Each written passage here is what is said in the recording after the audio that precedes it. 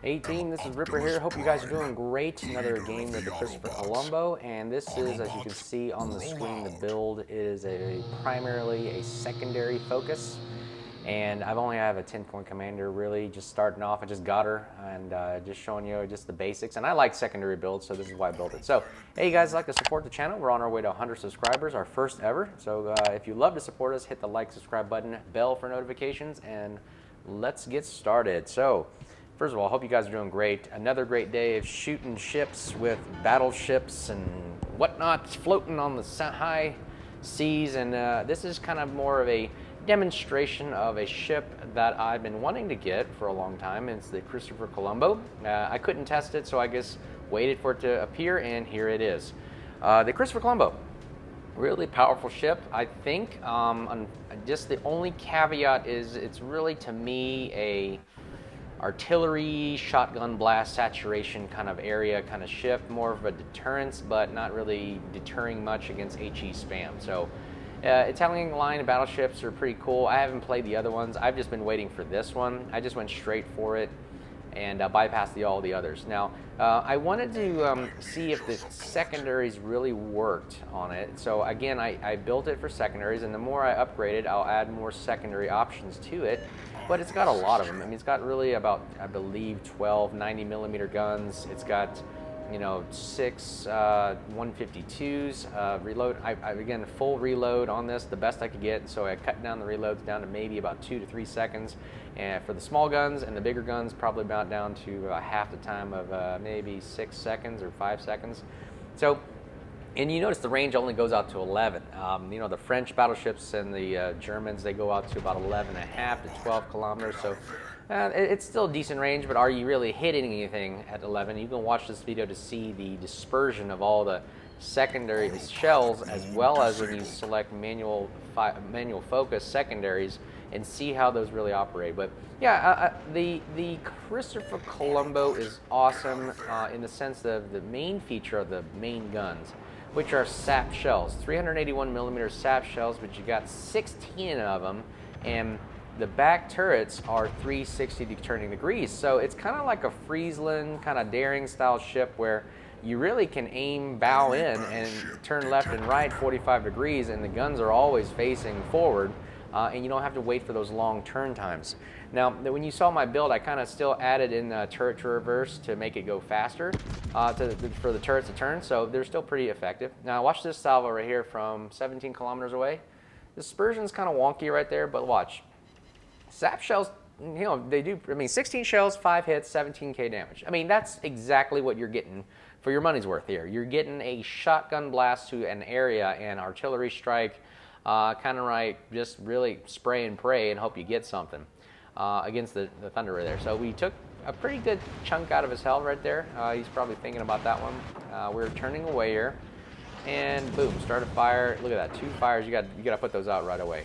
So we heal real quick. The heals, you know, average time for a battleship. So this is not the best tanking ship. I mean, there's 50mm, you know, plating all around, the 32mm in the nose. So it is a basic standard kind of tanking ship, if you will, but if it was set on fire, I mean, the cooldowns for these, you know, the heals and the damage cons are still fairly pretty high.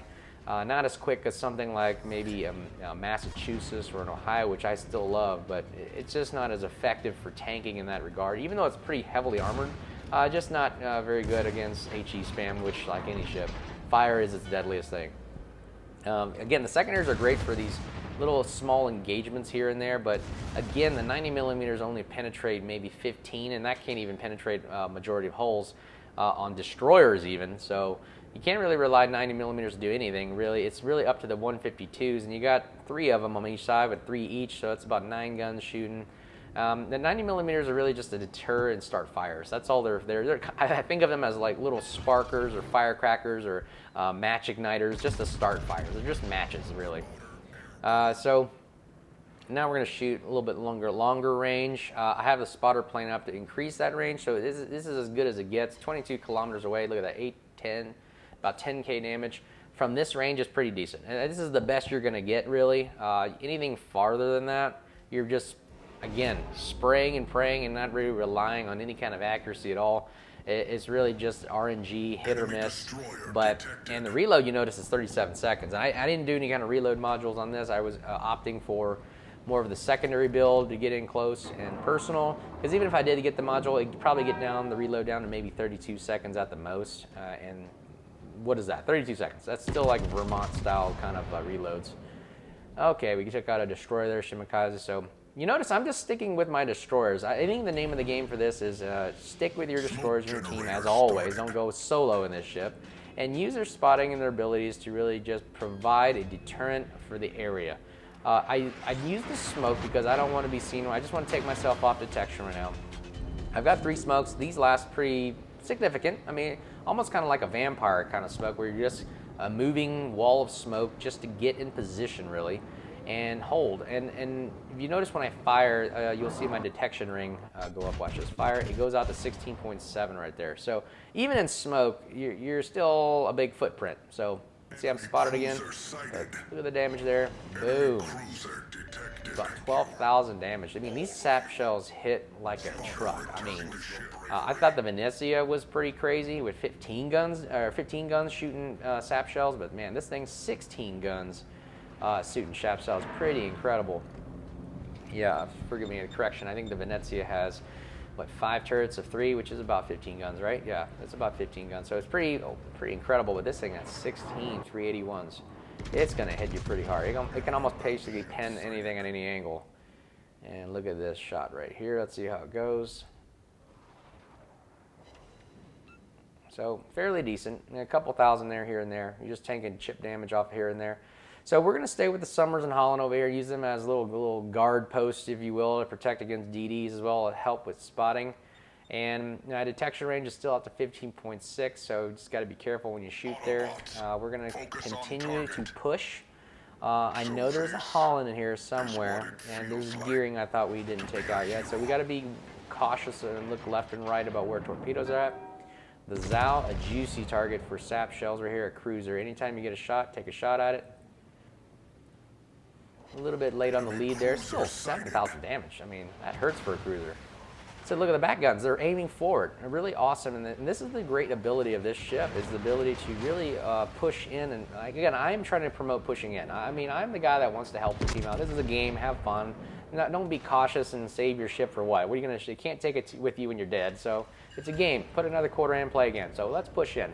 That's why I like secondary builds. It just shows the cool effects of the ship. The artists put a lot of work into showing how these guns are firing, the turrets, the action. And I mean, when you see the trailers for World of Warships, that's what you want to do. You try to create that experience every time. Look, the ship is on the right of the ship of my now, or starboard side.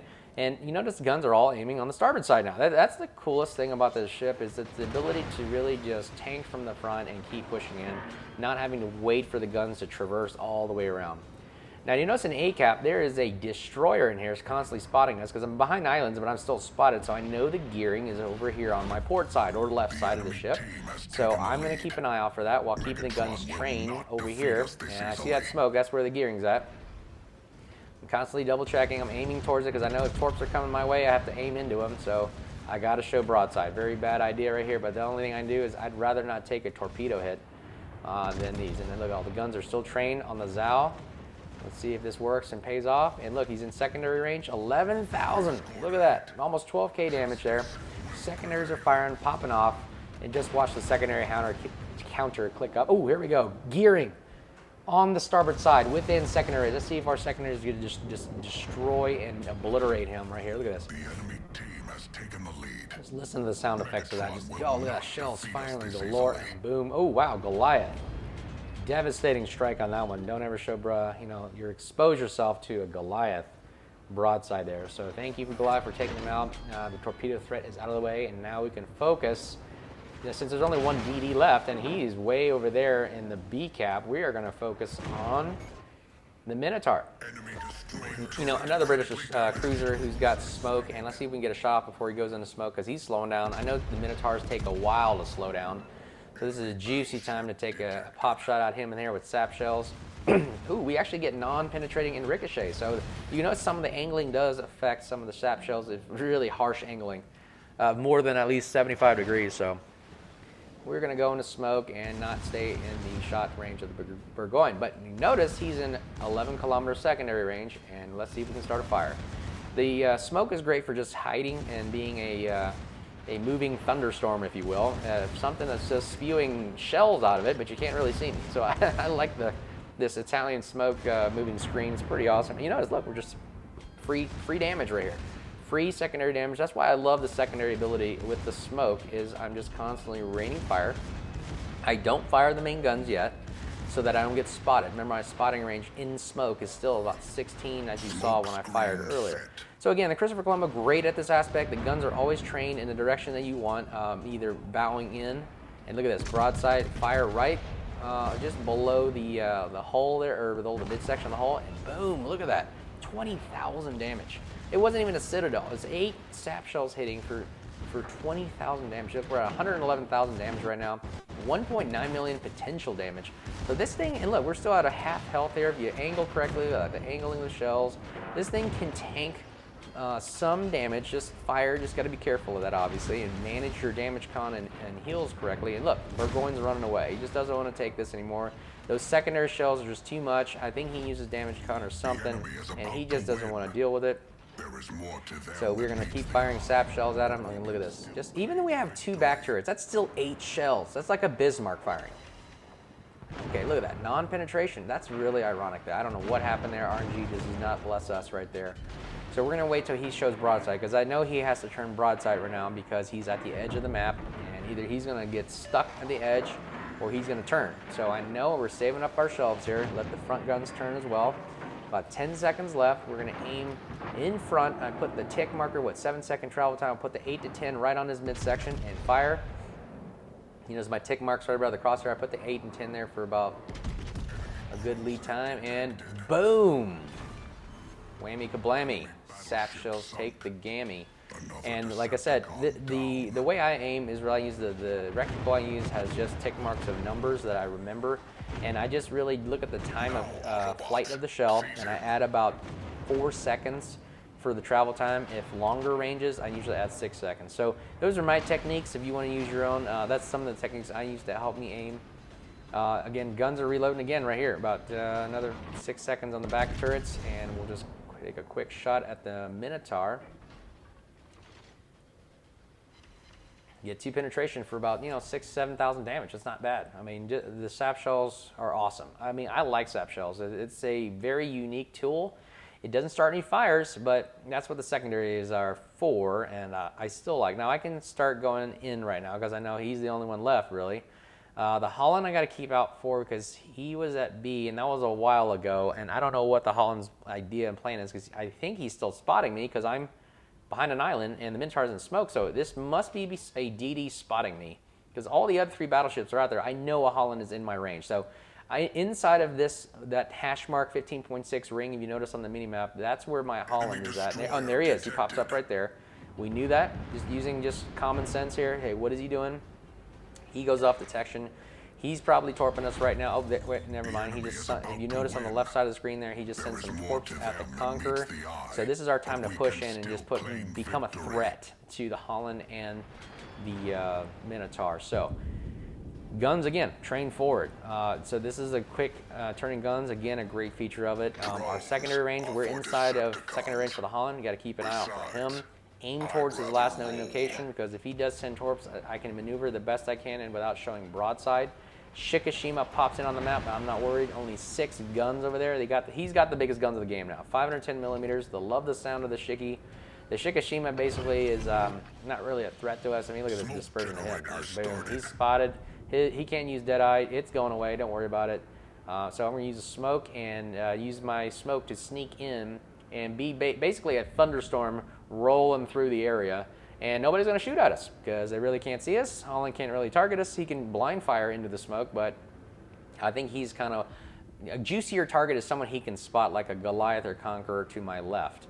So I see the Minotaur up there. I know he's going to get inside my range, and I'm going to blap him with some sap shells. I know he's got torpedoes, so you got to be very, very cautious. His single launch torpedoes. So that's the one thing I'm worried about right now. Keep Shicky on my my radar, and he is also kind of broadside, so I'm going to wait till he pops up and fire a few rounds at him. And here we go, look at this, just aim slightly ahead, 7-second travel time, but he's going a little slower than normal, so... And you notice where the shells are landing, they're actually pretty accurate, the 7 tick mark right there, and boom, 7. Oh my goodness, a Holland. Now this is where the secondary shot, manual select him, and let's watch the secondaries go to town.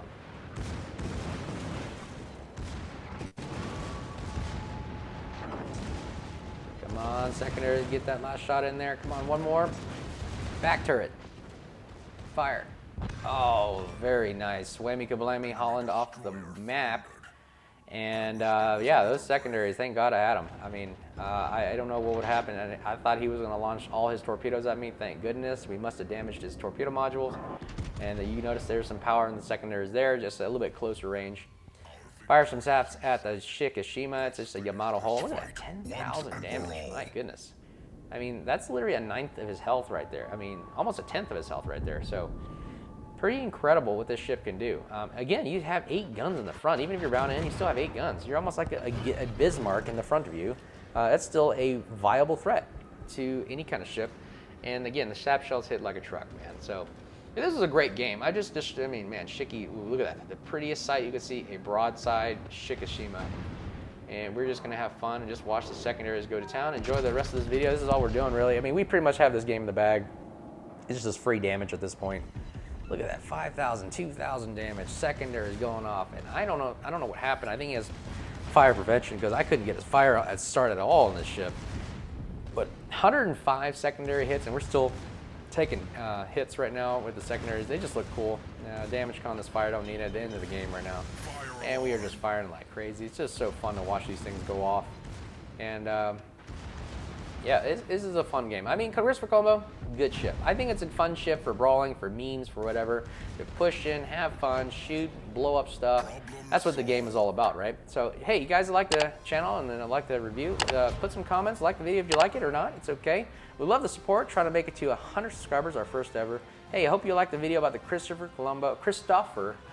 I believe Colombo, I can't pronounce it, but hope you guys enjoy. We'll talk to you soon and have a safe day, and cheers.